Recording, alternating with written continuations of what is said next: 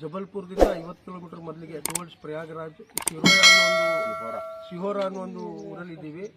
ಒಂದು ದುರ್ಘಟನೆ ಇವತ್ತು ಬೆಳಿಗ್ಗೆ 4:15ಗೆ ಒಂದು ದೊಡ್ಡ ಅನಾಹುತ ಇಲ್ಲಿ ನಡೆದಿದೆ. ಪ್ರಯಾಗರಾಜ್ದಿಂದ ವಾಪಸ್ ಬರುವಾಗ ನಮ್ಮ ಗೋಕಾಕ್ನಿಂದ 8 ಜನ ಸಹೋದರರು ಈ ನನ್ನ ಹಿಂದೆ ಕಾಣ್ತಿರುವಂಥ ಕ್ರೂಸರಲ್ಲಿ ವಾಪಸ್ ಊರಿಗೆ ಬರ್ತಾ ಇರುವಂಥ ಸಂದರ್ಭದಲ್ಲಿ ಒಂದು ಅಪಘಾತ ಆಗಿ 8 ಜನರಲ್ಲಿ 6 ಜನ ಮರಣ ಹೊಂದಿದ್ದಾರೆ, ಸ್ಥಳದಲ್ಲಿನೇ ಮರಣ ಹೊಂದಿದ್ದಾರೆ. ಈಗ ನಮ್ಮ ಜೊತೆಗೆ ನಮ್ಮ ಸದಾಶಿವಣ್ಣ ಇದ್ದಾರೆ, ಅವರು ಇದೇ ಗಾಡಿನಲ್ಲಿ ಪ್ರಯಾಣಿಸ್ತಾ ಇದ್ರು. ಆದರೆ ದೇವರ ದಯಾ, ಅವರ ಅದೃಷ್ಟ ಮತ್ತು ಅವರ ಭಕ್ತಿದಿಂದ ಅವರಿಗೆ ಯಾವುದೇ ಗಾಯ ಆಗಲಿಲ್ಲ, ಏನೂ ಪೆಟ್ಟಾಗಲಿಲ್ಲ. ಆದರೆ 6 ಜನರ ಮರಣ ಹೊಂದಿದ್ದಾರೆ. ಹಾಗೂ ಇನ್ನೊಬ್ಬರು ಗಾಡಿಯನ್ನು ನಡೆಸ್ತಾ ಇದ್ರ ಚಾಲಕ, ಅವರಿಗೆ ಸೀರಿಯಸ್ ಇದೆ. ಅವ್ರನ್ನ ಜಬಲ್ಪುರ್ ಜಿಲ್ಲಾ ಆಸ್ಪತ್ರೆಯಲ್ಲಿ ಅಡ್ಮಿಟ್ ಮಾಡಿದ್ದಾರೆ.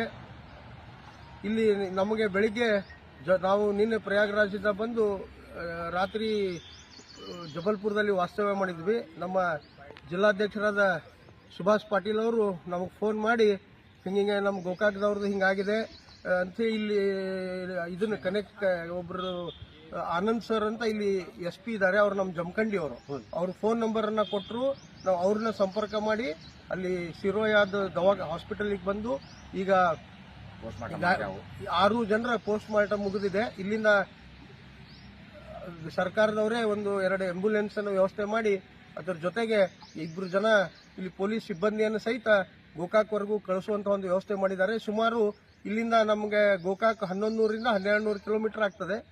ಬಹುಶಃ ನಾಳೆ ಸಾಯಂಕಾಲದವರೆಗೂ ಎಲ್ಲ ಮೃತ ಶರೀರಗಳು ಗೋಕಾಕನ್ನ ಸೇರುವಂತಹ ಒಂದು ಚಾನ್ಸಸ್ ಇದೆ. ಈಗ ನಮ್ಮ ಸದಾಶಿವಣ್ಣವರು ಎರಡು ಮಾತುಗಳಲ್ಲಿ ತಮ್ಮ ಅನಿಸಿಕೆಯನ್ನು ಹೆಂಗಾತ ಅನ್ನೋದನ್ನು ಅವ್ರಿಗೆ ತಿಳಿಸ್ತಾರೆ. ಅಷ್ಟು ಫ್ರೆಂಡ್ಸ್ ಸರ್ಕಲ್ ಎಲ್ಲ ಬರಕೊತಿದ್ವಿ ರೀ. ಆಮೇಲೆ ಊಟ ಮಾಡಿ ಒಂದು 2-3 ತಾಸಿಗೆ ಅಂದ್ರೆ ಈಗ ಘಟನೆ ಆಗೈತಿ.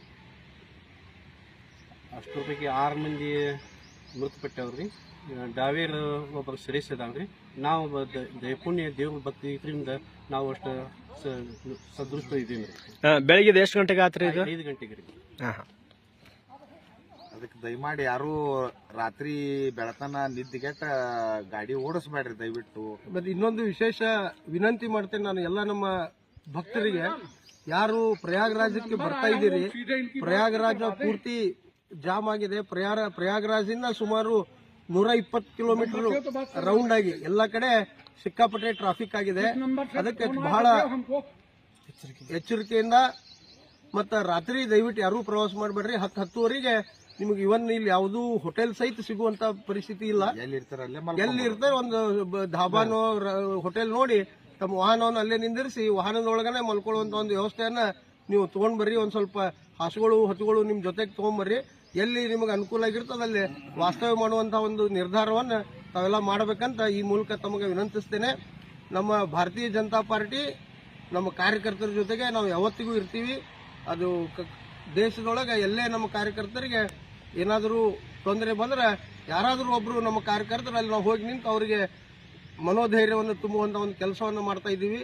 ನಾನು ವಿಶೇಷವಾಗಿ ಇಲ್ಲಿ ಜಮಖಂಡಿ ಅವರಾದಂತಹ SP ಸಾಹೇಬರು ಆನಂದ್ ಕಲಾದಿಗಿ ಸಾಹೇಬರಿಗೆ ಎಲ್ಲ ನಮ್ಮ ಕನ್ನಡಿಗರ ಪರವಾಗಿ ಧನ್ಯವಾದಗಳನ್ನು ತಿಳಿಸ್ತೇನೆ. ಯಾಕಂದ್ರೆ ಭಾರಿ ಫಾಸ್ಟ್ ಆಗಿ ಆಕ್ಷನ್ ತಗೊಂಡು ಈಗಾಗಲೇ ಎಲ್ಲ ವ್ಯವಸ್ಥೆಯನ್ನು ಸಹಿತ ಅವರು ಮಾಡಿದ್ದಾರೆ. ಅವರಿಗೆ ಎಲ್ಲ ಕನ್ನಡಿಗರ ಪರವಾಗಿ ಧನ್ಯವಾದಗಳನ್ನ ನಾನು ತಿಳಿಸ್ಲಿಕ್ಕೆ ಬಯಸ್ತೇನೆ. ಮಧ್ಯಪ್ರದೇಶ ಪೊಲೀಸರ ಅವರು ಬಹಳ ಅನುಕೂಲ ಮಾಡ್ಯಾರಿ. ಈ ಹೇಳಿ ನಾನು 2 ಮಾತು ಮುಗಿಸ್ತೇನೆ.